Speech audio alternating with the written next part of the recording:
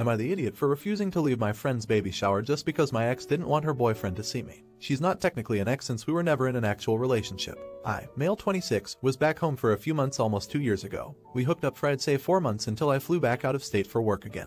Her and I didn't see each other again just recently at this baby shower. I guess they became friends through this mom group. My friend has one other kid, and they became good friends, so that's why she was also invited. And I was gonna say hi when I saw her there, but she ignored me. Then that's when I noticed she was there with her boyfriend and their baby, so thought it was better to keep my distance. But she actually approached me like 10 minutes later by the bathroom in the house. She asked me if I could leave because she's with her BF, and it's just very awkward with both of us there at that party. But like I haven't even approached them at all, so why would it be awkward if we don't interact during the party? She wasn't letting it go. She actually told me please, and it's complicated. I told her if her boyfriend doesn't know we have a history then he won't need to, because I honestly don't care. All I'm doing is being here celebrating one of my close friends' days, so if she leaves me alone I'll leave her alone. That didn't end up being the case. They left not even an hour later. I kept my word though about not going near them, but one of my friends told me her boyfriend saw me and for whatever reason they started arguing. It wasn't subtle either. They went to the front of the house, but you could still hear what sounded like them raising their voice at each other. And a few minutes later I saw her walking to my friend, probably telling her bye, but she definitely looked right at me after that like she's super pissed. Everyone at the party was confused afterwards, so they were all talking about it for the rest of the time. For the first time in a long time she texted me since I never changed my number. She told me thanks for ruining a party when all of this could have been avoided. I asked her what could have been avoided, but again she didn't tell me. She just thinks it's my fault for whatever poop went down. Then after my friends found out she asked me to leave, they think I'm tough for not doing that. The whole party was meant for my friend and it turned into some drama just because I wouldn't leave even if it was for some unknown reason. What to think now, or why it was such a big deal that we were at the same party when neither of us even talked at all. Am I the idiot for being the cause of a scene because I denied her request? Update. Just so she hears it from me first, like a commenter suggested I do. She had no idea my ex and I had a past, but she told me it was fine. The party was awkward after, but that's on them and she doesn't blame me. It was great to hear because this was meant for her to celebrate her baby. And as her friend I wanted to be there celebrating with them. Obviously all of you want to know the answer to the main question, if this baby was my kid or what was their deal after all. We talked on the phone. She went first and beat me to that topic. Probably read my mind because she started off by telling me she had something important to talk about after apologizing for blaming me about the party. To sum it up, we agreed to get a paternity test done ASAP because I couldn't handle this curiosity. It was already driving me crazy. He is definitely my kid. I've looked at the results a million times since they got back. But she already knew my son was mine. She found out she was pregnant after I left. She didn't want to tell me because when I went back for work she wasn't told until after I'd already flown back. And that hurt her. Since it seemed like I didn't care much, she was scared I wouldn't be willing to go back and help take care of our kid. This was hard for me to hear. I was actually crying when we talked about it in person. I'm still in shock learning this, but she let me come meet him a day ago and it was emotional. Holding him really got me. He's so damn big already. That whole day I spent it with my son, then we stayed up late talking about how we're gonna do this then. This is new to me, so we're gonna go with the flow. But holy frick, I have a son. That's so crazy, right? Far as her boyfriend seems like wasn't cheating. At least from what she told me in the little bit of info I got from him, which he was pissed about. They weren't exclusive either, but after she got pregnant he was only willing to be around as long as I wasn't.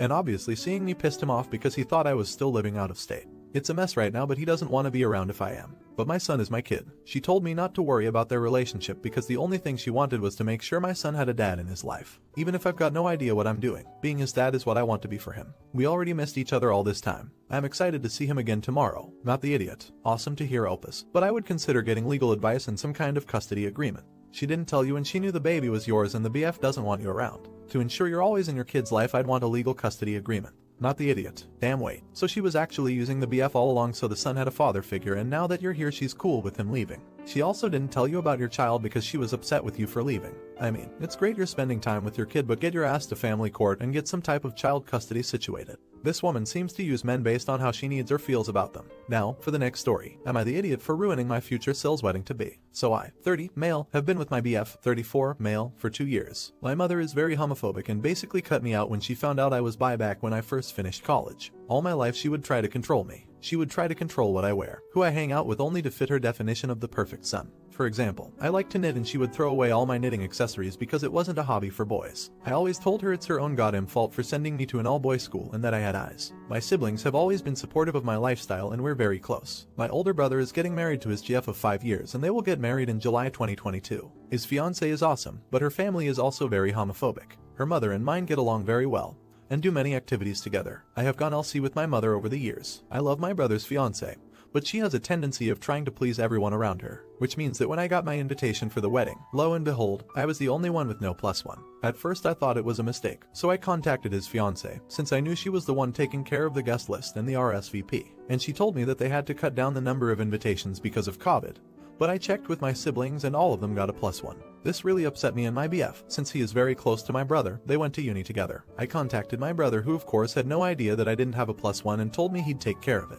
I then received a bunch of text messages from my sister-in-law berating me for talking to my brother and that I should have just taken the one invitation. She told me she did this to prevent any problems with me and her side of the family, and my mother. She also told me that she didn't want me and my BF to be the center of attention at her own wedding. She told me that she'll give me the +1 but that I'll be ruining her wedding. I've talked to friends and my siblings and they're mostly on my side. But some have told me that it's her wedding and that she has the right to invite who she wants. I think I might be the idiot because my mother's subtle homophobic remarks don't affect me anymore, but I don't think it'll be fair to let my BF be subject to them and her family's homophobia, and that it is indeed her own wedding. Edit. Hello. Thanks for all the comments. I'll try to read all of them. I noticed some of you questioning my use of the word lifestyle. And honestly, it's how I've always referred to my life. It's how my mother always referred to my life growing up and it stuck with me. I feel like it's something I internalized, but I see how it can be detrimental to our identity. Edit 2. I haven't shown my brother the texts yet. My BF and he are supposed to have a gaming night in a couple days. My BF and I discussed what we should do and we'll talk to him then. I think you're right, and that I should show him her texts. Update. After my BF and my brother had their gaming night, my BF called me over to our gaming room and we talked to my brother. We told him we both loved him but decided to not attend the wedding.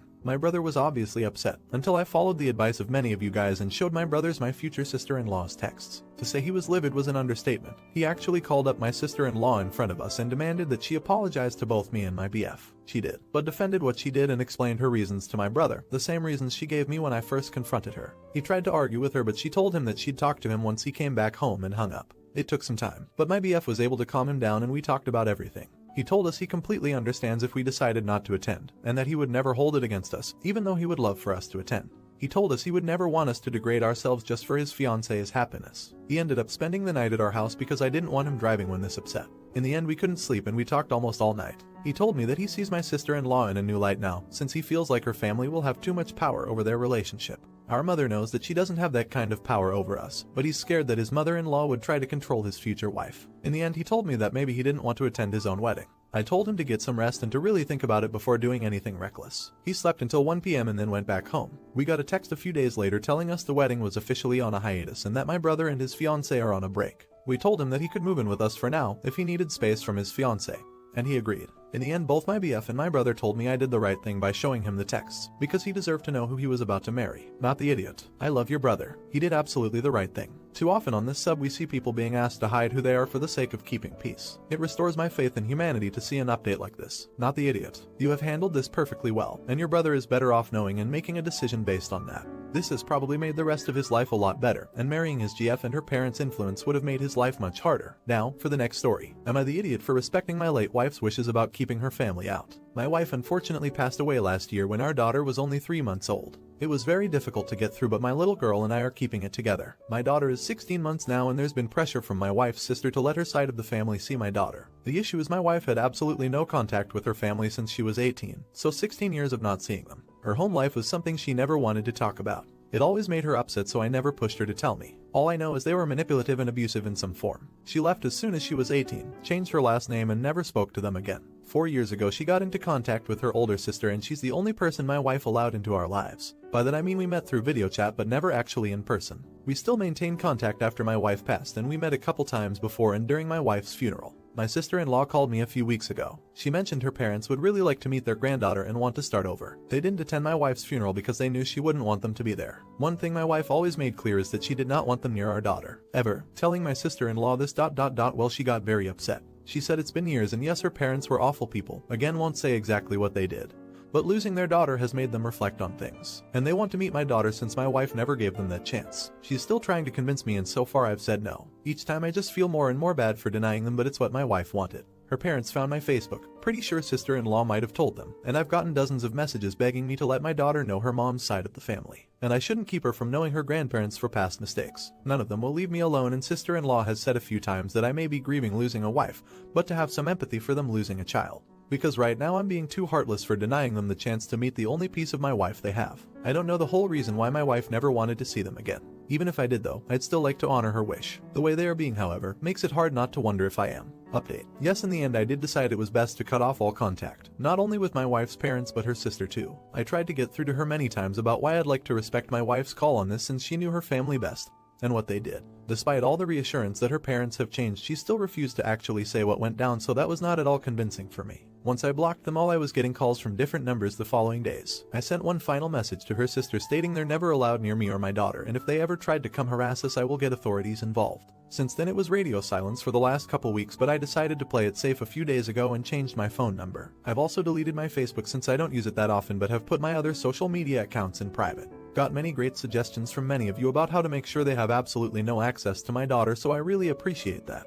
I've saved a few of these comments in case I need some extra tips in the future as my daughter gets older and starts school. Since I last posted and have cut contact, I feel like I can finally breathe. You have no idea how stressful and draining the whole thing was for me, so really, thank you all for the help. I've been more at peace putting this all behind me and focusing on my beautiful little girl. Just wanted to leave this update since I know there was a lot of concern about how this would all play out. Not the idiot. Please tell me you have a will and a plan if, God forbid, anything happens to you. These people have shown themselves to be untrustworthy in regards to your child. Not the idiot. It's truly a shame that you've had to go to such great lengths. But as the saying goes, an ounce of prevention is worth a pound of cure. Your wife knows those people best, and you need to trust her. Don't let your guard down.